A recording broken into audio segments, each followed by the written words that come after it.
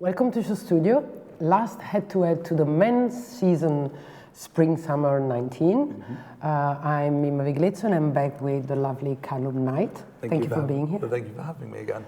And I know you're happier to talk about Paris now, and so I'm looking forward, especially that Paris this year was particularly interesting to many people for two very important debuts that were not debut in fashion but in a brand. And so we had Virgil Abloh presenting his first collection for Louis Vuitton, and we had Kim Jones presenting his first collection for Dior, and we had one and the other present at one and the other show, which showed friendship and support, which was pretty good thing to see. Before heading into the actual show and collection and choices, I would like to have a little conversation with you about the fact that I felt it more than anywhere else. There is a lot of Instagrammable stuff going on, and sometimes I think that takes away from the importance of the fashion itself. I know that it's very important to be noticed, especially in a season where men's is at such a high level. I know that it's very important for kids in the street to see what's going on, but some sets and some choices, they have nothing to do with the fashion. They have everything to do with social media. Yeah. But you're very young, so maybe you think that's the only thing to do, right? I don't have social media myself, so I'm kind of resigned from it. But if you think of the cost of throwing a show, let's say in Paris, we're talking close to €1 million. Oh, can be much more. Much more if you do something Chanel big. doesn't spend $1 million, I can tell you. But if you only show to 500 people, the cost of that show per person is, $1 million divided by 500. Yeah. Whereas if they all have 10,000 Instagram followers, I can't even do the maths, it's $1 million divided by 5 million. So it makes sense to try and reach as many people as possible with the same investment. And the reason is very clear, and I'm the one who gives these strategies to my client when I work with someone outside of here. But I don't want that to become more important than the content. I don't want the container to take over.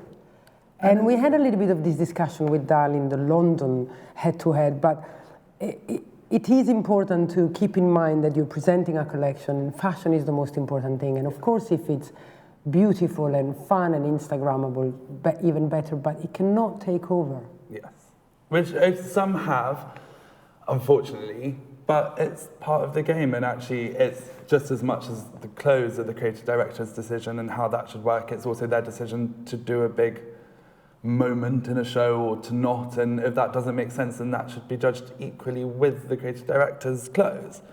So does that make sense? You know what I mean? It's just as much his vision as not, to do one or not.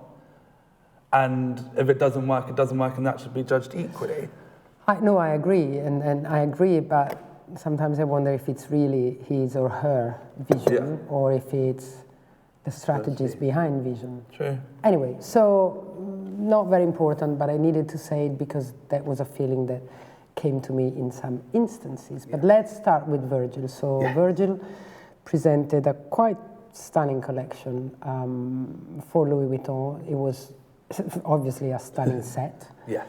He had thousands of young people that would not have been invited otherwise, and it was all about color. The catwalk was in color. The T-shirts of the people standing behind. I should have worn mine. I didn't even think about it. I should have worn mine. What color did you receive? I got red, and I wanted neon yellow. So everybody got a T-shirt, even the press and the buyers, and everyone who was sitting. Not only the students. So the students were wearing it, but they had to wear it, and then they were all on our seats in a gradient. So starting from white, going all the way to purple, and then the staff wore black, which was quite incredible to see.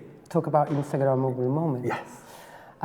It was, and again, there is some work of a great marketeer, a great art director, and honestly, someone wrote, I don't remember who, even Mr. Armani wasn't a designer when he started becoming Mr. Armani, and we've seen what he has done.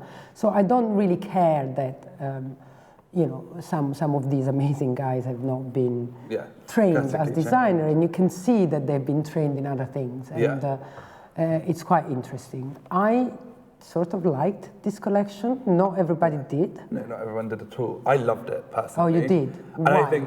I mean, the fanfare of being there was incredible as well. Being in that moment was very emotional for a lot of people. For obvious reasons. Yeah, for obvious reasons. Also. And it felt really, and it was, I saw Virgil the day afterwards, and I just wanted to say congratulations. It was really incredible, and he's someone that I've known, not particularly close with, but I've known since he started Pyrex, and that was only 6 years ago. So to go from where he was, completely outside of the fashion context, really trying to get in. And it's, people kind of say, trying to get in. He always says he was trying to get in. But he was. They all wanted to be part of it. They all saw it as kind of the pot at the end of the gold at the end of the rainbow, as the thing they couldn't do, and they wanted to be here. So only 6 years later, be the show your first collection for Louis Vuitton is such a huge achievement. I mean, he's the creative director of the probably fastest growing sector of the biggest brand in the world. Yeah. So it means something. It's huge. And by the way, in France, I mean, nobody like Vuitton are the establishment. Yeah. So that's something that I applaud. Yeah. Absolutely. And, that last moment that was probably prepared, him and Kanye embracing for like half an hour. It was very emotional. I mean, it got me like it got anybody else. I've seen some very, very big attacks to the collection. Yes. I don't see why. I think it was very beautiful to see like this, but I haven't been in the showroom. I haven't seen it, touched it, so I don't know. I made sure I went to the showroom. And? Is it it's exquisitely made. I mean, on the leather, they have this on the white leather trench coats. They have this beautiful, like light pistachio inking just on all the corners of all the and just those small details that because he has time. He has time. He can say and show resources me and resources. He can leave. He can go to do Off-White in Milan, actually I don't know where he's making Off-White at the moment, but he can say, I'm going to come back in 2 days, show me every 10 different inking colours. And he has 2 people or however many people to go back and show him that. Yeah, he has many people and the means to do whatever he wants, but then some people use them badly and they don't do it. So, it's an advantage, but it's not the only thing that matters. There is one problem I have here, though, because he's the king of streetwear, he's the one who has looked to the street the most, his ethnicity, his friends, and then this is going to be probably one of the most expensive collections ever. Yes. So who will be able to buy that, apart from his very famous rapper friends? But the thing is the same with Louis Vuitton Supreme. That collection, that collaboration was not sold at Supreme cost, it was sold at Louis Vuitton. Still everyone saved up and bought it and found their own way to buy it. Much easier to buy a purse. Yeah, or but a it'll be bag the same with this. Everyone will be wearing a white leather coat. I mean, the leather, but that was the same with Kim at Louis Vuitton. The actual clothes are so expensive, but you could save up and justify to buy one of the bags. It'll be the same here. Those leather embossed, monogram embossed harnesses will sell so quickly. They'll be £700 or £900. It'll go as usual. That yellow portfolio. I mean, it was very clever the way he did accessories and the belts and the little gimmicks. Yes, I just think that I don't want to say the contradiction between who someone is or where his friends are from and the brand, but this is particularly expensive because it was particularly luxurious. Yes. But anyway, so kudos to him, and I think his debut in Paris. I mean, people who want to find the money to buy this, the people who were buying Supreme Louis Vuitton before, the people who really invest in fashion in that way, people, they will find their way, because what you do is you buy a jumper for 50 quid from Supreme and you buy the right one, so it goes up in price. So you sell it next week for 70 quid and you invest, and then you can make a lot of money off reselling these clothes. So the people that he's speaking to actually can and will, within the next 6 months, be buying and selling things to make enough money to get that utility belt there. They will do it because they've done it before, and they'll do it again because they saved up to get Louis Vuitton Supreme, which was the same price. Okay. It will. I have no doubt that I will see this everywhere on people. Oh no, we will see this a lot. Probably not everywhere, but we will see this a lot. But I just wanted to point out because it was a very luxurious collection. Yeah. So let's move on to Dior. So Kim Jones has shown his first collection for Dior. So a new brand, a new big challenge, a new big set. Yes. And some surprising proposals here. What did you think? I thought it was a lot more, I'm trying to think of the right word, fey isn't the right word because it sounds negative, but it was a lot more romantic than what he proposed at Louis Vuitton, for sure. Which is probably correct for the brand he's working for now. Yeah. And he was saying that he was inspired. At Vuitton he had all the money and things to look into practicality, and he could test out 100 different leathers, but actually lots of techniques they couldn't practice in house. Whereas obviously Dior have their couture ateliers, so they can practice these kind of what is classically more feminine techniques and fabrics. So the feminine couture technique on a men's jacket, yeah. And some of them it's very obvious. Again, I went to the showroom because I said I need to see it up close. Really can't, judge without going to see it. And some of them are the flowers made out of feathers placed in between all of that. The famous white shirt. Well, no. So if you go down a little bit, the ones that look like flowers on a black shirt is actually made out of feathers. But I think there was a white shirt also. There's a white shirt that was sheer and had white laser cut feathers, but also things that didn't even look like feathers were actually made out of feathers. Okay. The things that look like embroideries are actually made out of individually dyed feathers. It's beautiful. Trapped between plastic. But it had a more romantic feel about it, which felt really right, but it was super, super aspirational. I mean, that's what I want. I want to buy it now so I can wear it. I can wear some of it now and then the rest of it in 5 years when I stop partying and ruin all my clothes. It's something you want to invest in. Still be partying. But it felt like a wardrobe for a man who... For a man, for a grown-up man, but modern. It was I particularly love that pink suit and the yellow suit. Those were my favorite. The tailoring was exquisite. Yeah, I can even see it on a film or on a photograph. Imagine in real life. And then also those trainers, the logo, they look a bit like Converse, but they've got the Dior logo, and then they've got some plastic over them. They'll sell amazingly well. They'll be £400. Everyone will have those as well. Yeah, but apart from the selling, I'm interested also. We're talking Kim Jones. We're talking someone who was leaving a big mark in men's fashion. Huge. And I'm growing into this. I was at the beginning. I was like a little bit underwhelmed. Yes. I didn't dislike. And by the way, those flowery shirts are probably among my favorite as well. But really I was a little bit, and then the more I look at it, and I can't wait to see it in real life, the more I understand what it was doing, and I think it's very, very smart. It actually doesn't necessarily seem it, but the collection is very subtle. And the techniques, that is everything. Lots of the trousers actually have double layers and have shorts underneath them, and they're slightly see-through. Some of them you can see it, some of them you can't. But everything has. That's the shirt there. Those two I can that see have now. the feathers. They're feathers. But they don't look like it, because when you're going to buy something that's of a couture level or using couture techniques, you don't necessarily want them to be huge diamond encrusted embroideries. It's the beauty and the kind of hand of art that you're buying into. You're not buying it to show off when you're spending that much money. No, you're buying it to admire well it. And to admire it, yes. And talking about couture, I mean, this was the season where the word couture was used very much for men's. We go in a second into the amazing Margiela artisanal show. But before that, someone else who mentioned couture in his collection was Raf Simon, who showed in Paris for the first time. He took 3 seasons out. 3 seasons out, yeah, absolutely, you're right. He did an extraordinary show. I mean, I love Raf anyway, but I thought this was incredible. And he also used couture technique for men's clothes. He did an incredible thing. I mean, being at this show was super exciting. I mean, it always is exciting being at Raf shows because they're really far out. They're always at the end of the day. They're normally followed by quite a fun party. So there's an energy and an excitement that you don't get around all the shows if you're just traipsing around central Paris. Where was it? Far out? Sorry, don't worry. It's in the banlieue. It was the end of the line 9, I think. I can't remember off the top of my head. I thought the show was really beautiful. I thought it was such a move on from obviously the streetwear and also the knit that he normally does. Of course, this quality and quality that's coming back and is distancing itself from hoodies and tracksuit.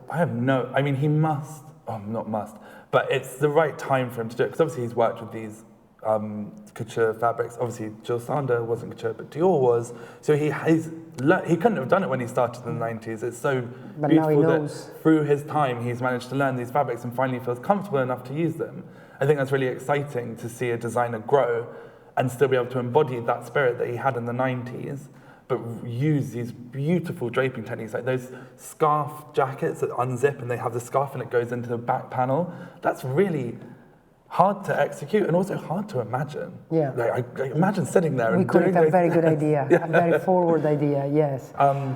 For me, that was probably it was probably the first time that I really, really noticed. I mean, I'm not an expert on menswear, but this was, for me, very noticeable. Yeah.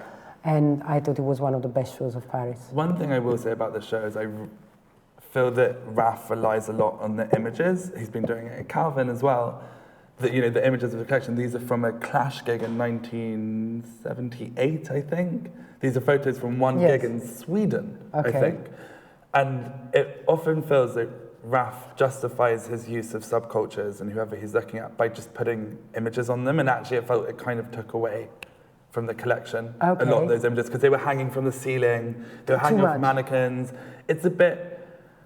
distracting? It's a bit like having a branded t-shirt that says Raf Simons, Spring Summer 19, but in an image. It feels a little, you know, it takes away from it. Unnecessary. And also you're seeing it at Calvin, you're seeing in every season it's another image, and it just gets, you know, actually this collection could have done without it, because things like those accessories there, the beer cans and the laser cut leather, that's beautiful, that's incredible, that's genius. And, you know, he literally had strips of leather, like full hides, just with studs in them that they wore as bags, but they weren't. They're fantastic. Just, you know, that kind of raw, you know, energy and that kind of violence, and then you just have some images of some punks that actually seem to take you out of it a little bit and feel not very modern because it's from the 70s, and that is, you can't translate anything from an image. It's a bit nostalgic. It's flat. An image is flat. You can't go further than that apart from saying, well, that's from the 1970s. For me, the highlights were those beautiful coats, the those cutaway amazing ones. color, you know, the green, that's so emerald green and the pink, reddish, you know, it was... And so hard and masculine, but to use Duchess satin, which is so... I also love this new trend of putting a lot of color on men, you know, like we've seen at Kim, the acid yellow suit and the pink suit. I think it's so sexy, and so the, interesting. And the neons of Vuitton. And the neon, and these satin bright colors at Raf, extraordinary, very, very beautiful. And the shines from the satin, and also the lurex jumpers with the random armholes, and it was great. It was a really strong and unexpected collection. No one was really expecting this. We knew, I mean, you knew in Paris that all of these players, because you had Raf coming back. They had to. You had, as I was saying, had to be, Milan, well, even more in Paris, because there were these two big debuts, and it's not over. There's going to be Hedi very soon with Celine, and here Riccardo. You know, it's a big change. And from that we can start talking about John, who admitted it. John had it in an interview in the New York Times, and then he did this beautiful podcast that we were so lucky to be able to use in our panel, and he said it, you know, there's so many, he used the word exciting and excited so many times. It was so lovely to hear him talk like that, and he said there's so many exciting things happening in men's fashion in Paris and elsewhere. I needed to do something special, and hence he introduced Artisanal for Men, which for those that don't know, it's literally couture atelier, did the whole collection. He also said that he's going to redo some of these species for ready-to-wear. Because it's going to inform the ready-to-wear, which is going to be co-ed in September. Well, he also said that some of them will be reimagined, also because he wants to see them. He doesn't want, these are literally one of a kind, made on you. And then he presented the most incredible collection, and a new kind of man, a new kind of attitude, again, couture style. In men, this, as he says, you know, like something, the idea of throwing on in a rush your jacket, and so it's over the shoulder, but it is made to be over the shoulder, and it fits cuts you perfectly. like a cape in the back. It's extraordinary, extraordinary. What did you think? It was so modern. It was, and I mean, it's you know, you would have thought someone else would have done it first, but it could have only been John. Actually, when you were sitting there, it could have only been him to really push it forward. It was described, I mean, it pretty much is, actually couture actually pretty much is genderless, because they'll make it to any body shape. You can be a man and go ask for a huge Valentino dress, so I mean, it's, you know, you can, it was this idea of genderless, seasonless, and just a creative idea that John had had in his mind for the past 6 months and thought, this is the time to do this. If everyone else is stepping up their game, let me do this thing that's been brewing in my head for actually longer than 6 months. He said he'd been thinking about doing it. It wasn't just a seasonal thing. But he just thought, I can do this. This is the time. We have the attention. People are willing to spend, the press are willing to spend the time on menswear this season. So let's really present. Let's do it. That's John Galliano menswear. Of course, it's Margiela, but it's John Galliano, so you expect even more. But that's an interesting thing, by the way. I see much more John than Margiela in this, which is not bad for me. But I feel that now he's really coming out with who he is and what he wants to do. I was having this conversation with Nick on a show talk yesterday about the women's couture. I understand that aesthetically it doesn't look like it. However, actually, what I think was really important about Margiela was the process. And the process that John has been going through to get to these clothes is all the research starts with clothes. He doesn't go, I want to make this, this, and this. How do we do it? He says, okay, let's do a whole week of styling and just bring in clothes and see how they work and see how they can be changed. That's how he does it? Well, that's how I've heard it's been done, and that's how I think it is still done. So that's where I feel Margiela is actually in a practicality and basis and grounding in wearable clothes. Whereas lots of designers say, I'm looking at the 18th century, that technique's from the 18th century, that technique's from the 18th century, and then it's put on a hoodie. Yeah. But actually this is... I see what you mean. But this is so Margiela in its study of clothes and how they can be worn and how they can interact and change a human. Because John is also, apart from a magician of styling and ideas, he's a real designer. Yeah. And he calls himself a dressmaker.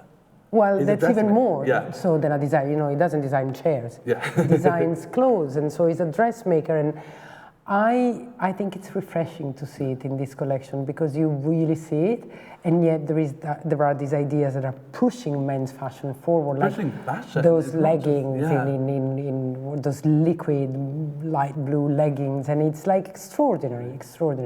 And everybody adored this collection because no matter how much you understand or not fashion, when you see a look like that with the black coat and the blue leggings, it's like... It's so beautiful. It's the poster of fashion, as it should be. I mean, and it was just so modern, it felt like it was a real change in direction, and that people were going to follow this more genderless, this new femininity or masculinity, or however you want to describe it. He always had that a little bit, this ambiguity. That's what I was going to say, is actually a lot of these clothes are clothes he's done in past Margiela shows, and updated to do this, which I thought was really interesting. Like that coat there on the right is actually from Autumn Winter 16, is one of the closing looks. For men's? For women's, okay. And what I thought was really funny, obviously I'm a huge follower of what John does, and I know most of the shows inside out, which is my prerogative, but to see that, and it was kind of like, I've been saying this all along, I've been working up to this. And everything I've done until now... That's very serious. That's the way it should be. Everything I've done until now works into this and has been feeding into this larger moment that I knew was going to... And hence it's starting in fashion, because there is a serious way of working, of researching and of getting there, But I'm not playing down anybody who wakes up in the middle of the night with a great idea, because that's also society today in fashion. But here, when you see this, you understand the difference. Yeah, it was... We don't have much time, and I just don't want to close without discussing the first ALYX show, men's in Paris. Yes, that was the last show. Actually, no, Kenzo was after it, but we... Oh, I thought ALYX was the last. Okay, no, it wasn't. Okay. It was really, really, really pretty, I think. It was really good. I thought there was really strong elements to it. I mean, I, again, know ALYX very well. I know the brand quite well. You know Matthew very well. And so I know Matt quite well. So I think... It was an amazing way to show the brand to new people and really get people to understand what they were doing. It was a presentation, that silver bag is actually already in stores, which I thought it's a bit odd to put a bag that's already in stores on a catwalk, but then I don't think it's odd, especially when you're not that big yet. Well, this is what I thought was so interesting, was actually it was a new way to present fashion. It was a bit what Virgil did, because he did lots of winter stuff, but he was just trying to build a basis. That's what Matt was doing as well, was trying to show his brand that he's been working on to a new audience this is the start. What we've done before is amazing, but it's been, again, what John did has been culminating to this.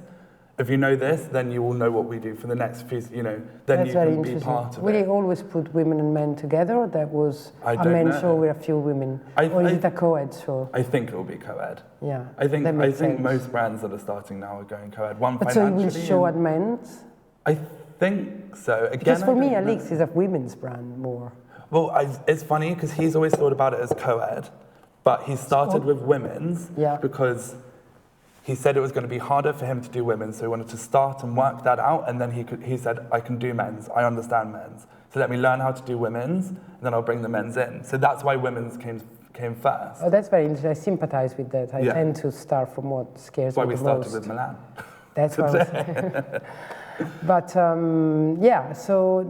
kudos to him. I wasn't that keen on the belt in the Dior show that he produced for Kim.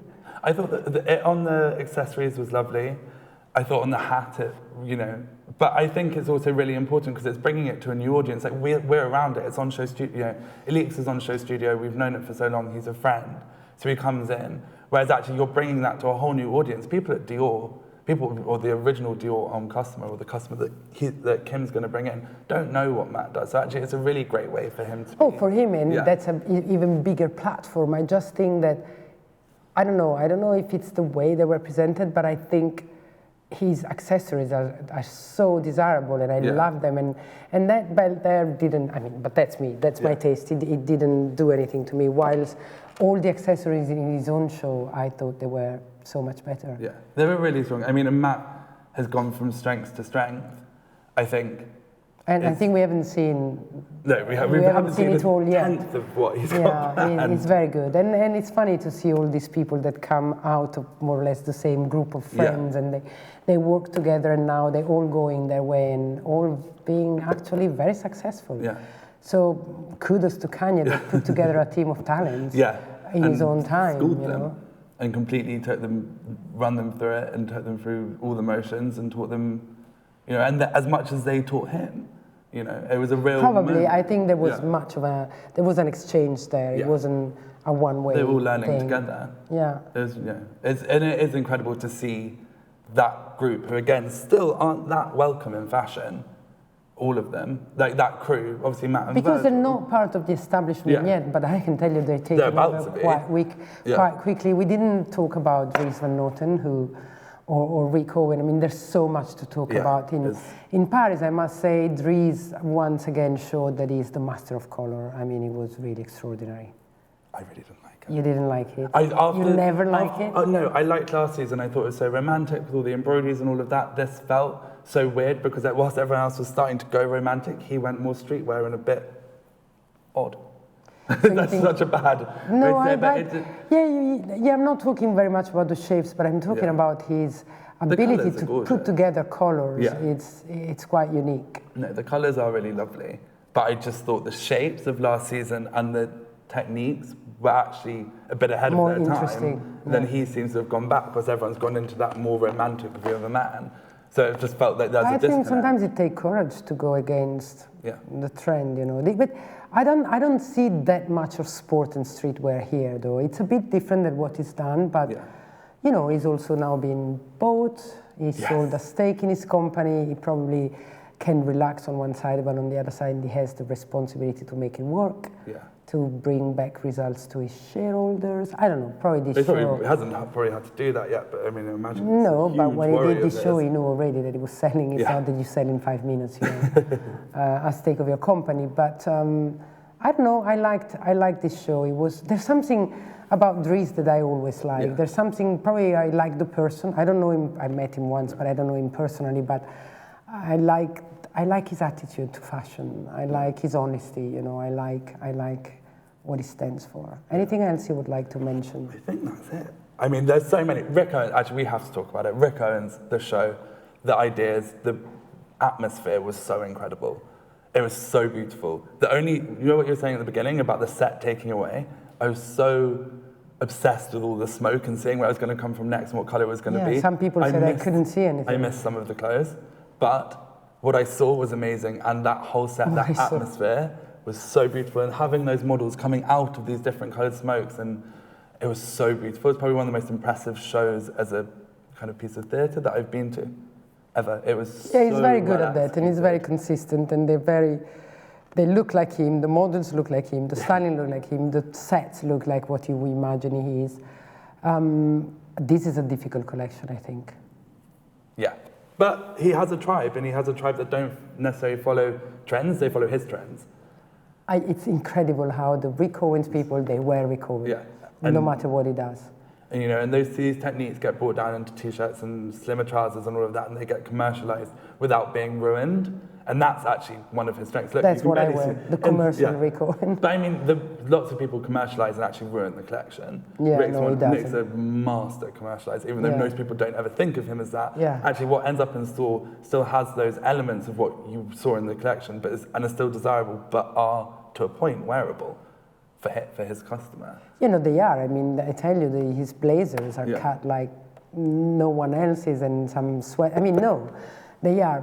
This show went really far on creativity and. But these ones, these tents, are going to be sold without with the tent. Well, no. So it's got all of the internal workings, but it'll be sold with the poles separately. So actually, when it falls down, it's a beautiful slashed up coat. And if you want, you can build the poles into it, and it will be, which most people won't, unless it's Fashion Week and they're going to the next Rick show. But actually, these are beautiful pieces of draping that, without these poles in them, are actually just gorgeous slashed coats, which is incredible. But yeah, it's incredible, and what I love about Rick, like Ray, Cavacubo, Comme des Garçons, is that they're independent. Yes. They can do exactly what they want, and that's what I hope for Dries. I hope that Pugh will not change his independence, and he's doing whatever he wants, you know. And Rick is the master of that. It just he does him. He does him, and he only cares about doing his own fashion and his own take of society. He's very political, you know. He's very, and I love that, and you can see it in his collections. Yeah. No, I mean, it was a real exciting show. It was a really exciting show to be at, and it did push the boundaries even for him, I think, of what his customers That's what I was trying to say, of what they will wear. But they will, I think it will go down really well. Good. Thank you very much, and I'll see you next season. See you next season. Bye.